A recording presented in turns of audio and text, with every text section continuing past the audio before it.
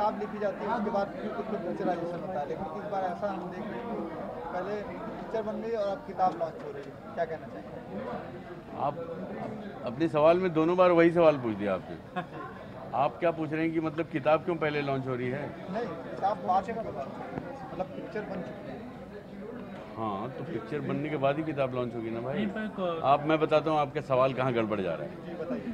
अक्सर ये देखा गया है कि फिल्म के रिलीज होने के बाद जब वह लोकप्रिय हो जाती है फिल्म या चर्चित हो जाती है, उसके बाद उसके स्क्रीन प्ले की किताब छापी जाती है। ये क्या वजह है कि अभी फिल्म के रिलीज होने में कुछ और दिन हैं और आपकी किताब का विमोचन आज हो रहा है? ये है गुरु तुम्हारा सवाल, ठीक है, जो आपने पता नहीं पूछा ही नहीं। इसका जवाब मैं यही देना चाहूँगा कि इसका जो स्क्रीन प्ले है वो ख़ास इसलिए है कि अव्वल तो ये सच्ची घटनाओं पर आधारित कहानी है, ये फिल्म सच्ची घटनाओं पर आधारित है। दास जी अभी भी हमारे बीच जीवित हैं और इसके जो लेखक हैं सीपी सुरेंद्रन साहब और जो फिल्म मेकर हैं अनंत महादेवन जी, इन दोनों ने मिलकर मतलब कुछ 6 महीने का रिसर्च करने के बाद इन्होंने स्क्रीन प्ले लिखना शुरू किया साथ में। तो स्क्रीन प्ले बहुत ही ख़ास, इसके जो डायलॉग्स भी हैं अंग्रेज़ी में हैं, तो ये पहला स्क्रीन प्ले है। तो इस स्क्रीन प्ले का स्तर इतना अच्छा है कि ये जो योडा प्रेस वाले हैं, जब इन्होंने फिल्म देखी दिल्ली में तो इनको इतना पसंद आया कि ये प्रस्ताव लेके गए सीपी सुरेंद्रन जी के पास और उनके पास कि वो उसको प्रकाशित करना चाहते हैं। तो ये इवेंट हुआ कि 14 तारीख को हमारी फिल्म का रिलीज़ है, तो उसके पहले जैसे हमारा म्यूज़िक रिलीज़ होता है, हमने मतलब इस बात का इंतज़ार अवसर नहीं है कि ये फिल्म चर्चित होगी तभी हम, समझ रहे हैं। तो ये ख़ास किताब है, इसका बॉक्स ऑफिस से कुछ लेना देना नहीं है, इसका सारा लेना देना साहित्य से है, इसीलिए आज इसका विमोचन है। विनय सर, आपने भेजाफर में कॉमेडी किया है, जॉनी गद्दार में नेगेटिव डेट का रोल किया, नेगेटिव रोल किया है, ये जो रोल है आपको लगता है कि सबसे चैलेंजिंग है, सबसे इफेक्टिव रोल और सबसे ज़्यादा दर्शकों को प्रभावित करेगा? आई होप सो यार। मैं प्रभावित करेगा कि नहीं इसका तो मैं दावा नहीं कर सकता, लेकिन ये मैं ज़रूर कहूँगा कि इसे जब लोग देखने जाएंगे तो निराश नहीं लौटेंगे, क्योंकि बहुत ही मार्मिक और हृदयस्पर्शी कहानी है।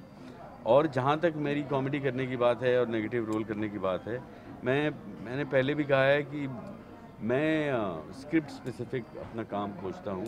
तो स्क्रिप्ट में इतना एक्साइटमेंट था कि, और जब आपको पता चलेगी आपकी तस्वीर ऐसे किताब के ऊपर छपने वाली, तो आप भी करेंगे ना रोल, है ना।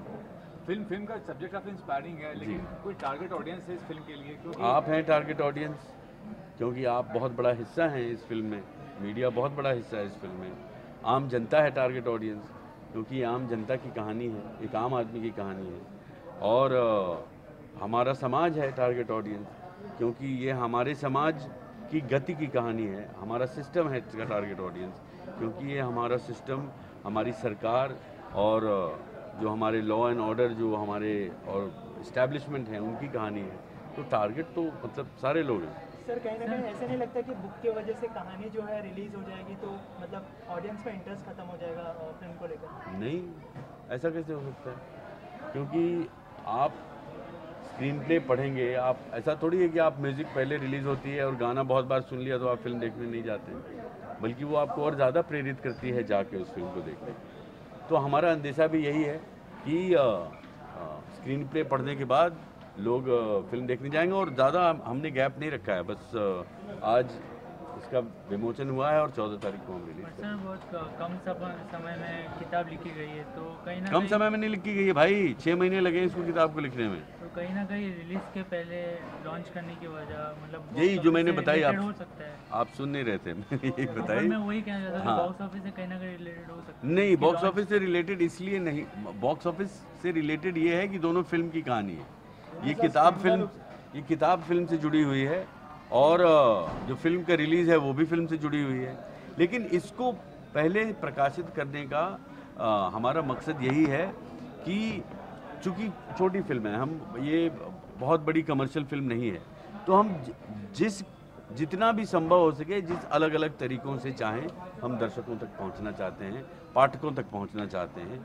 साहित्य की बात है और इस फिल्म को हम साहित्य का हिस्सा मानते हैं, इसीलिए साहित्य के प्ररूप में हम इसका विनय सर, जब आप शूट कर रहे थे फिल्म को जी। तो एक माइंडसेट हो जाता है, इस तरह का किरदार है तो उसमें एकदम भूल जाना, तो वो चीज़ कितनी आपके लाइफ पे इफेक्ट कुछ पड़ा है?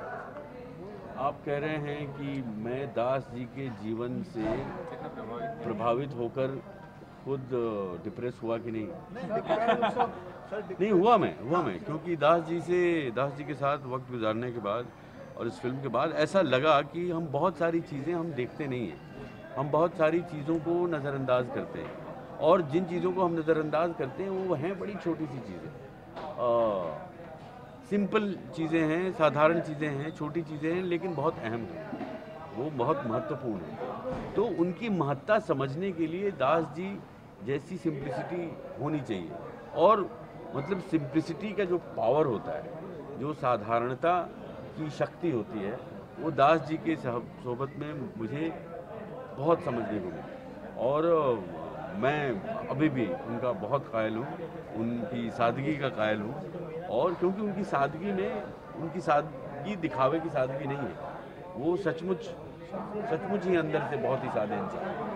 लास्ट क्वेश्चन सर, विनय सर, आपने बिहार से यूएस गए एमबीए करने के लिए, फिर एमबीए करने छोड़ के शायद आप फिर यहाँ बॉलीवुड में करें, कितना सारे एज एन एक्टर बनने के लिए सर कितना स्ट्रगल करना पड़ा, ये बताइए। अच्छा था, तो एक बड़ा डिसीजन लिया था आपने सर अपने, चौड़ा अब बड़ा decision, जो चौड़ा भी था, इंसान आम हाँ। तौर पे लेता नहीं है। हाँ, मैंने ले लिया, उस समय पता नहीं क्या समझती।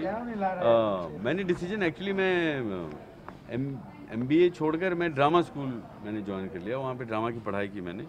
तो वो मतलब मेरा मन था, मन के आवेग में मैंने कर लिया, तो अभी इस बात का अफसोस नहीं करता हूँ मैं, आपको भी नहीं करना चाहिए। धन्यवाद। Thank you sir, thank